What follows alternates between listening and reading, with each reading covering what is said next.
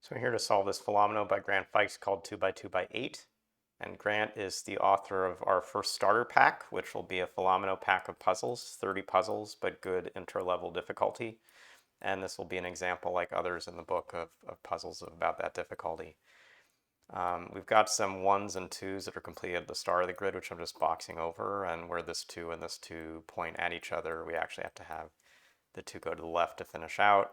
2s here that can't join, that would make a 3-cell large group, so they come down. And in coming down, they're starting to isolate the right side of the grid. So let's think about that. This 5 and this 4 are different groups. This 4 will have to take this cell, and this 5 will have to take this cell to get out of the grid, actually, even as far as here. So these 2 could finish the 5 or 4, but we've got some start for marking those in. This 3 can't come down because there are actually 2 3 clues just below. It'd make a 4-cell size group, so the 3 has to go right and down.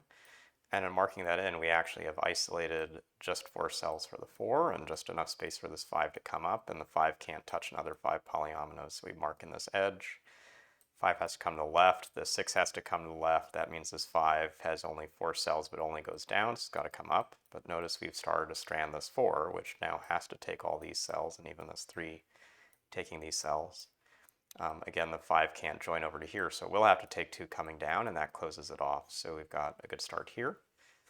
This cell above the 1 and to the left of this 4 has to be at least 2 cells, but it can't be another group of size 4, so we'll mark that off. This has to go left and have to take at least this down.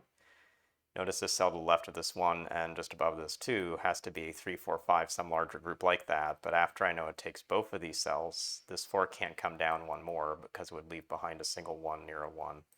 So we got a 4 in this corner with a 2. This group has to be larger in size to grow out to here. So we got this start.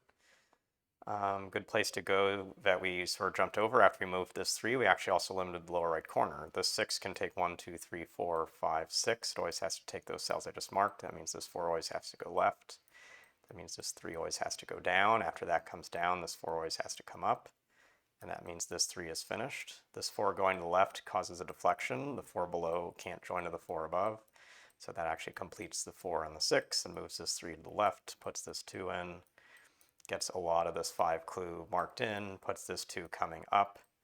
And again, this 4 can't join, so it's got to be here. So now this 4 and 6 are going to both go to the left. They can't share the same space. The 4 completes first. The 6 still needs to grow, but now the 4 above has to grow and take some space. So that gives this 4 and this 3 for sure. The 6 comes down and finishes its last cell. This 5 is taking 3 cells. Notice this cell is not a 1 or 2, so it's got to be a larger group. This cell is also not a 1 or 2, so it's got to be a larger group. So at least these 3 come together. And seeing how that hidden polyomino comes together, it can no longer join to this 5 because it'd be too large. So the 5 is on its own, comes over here.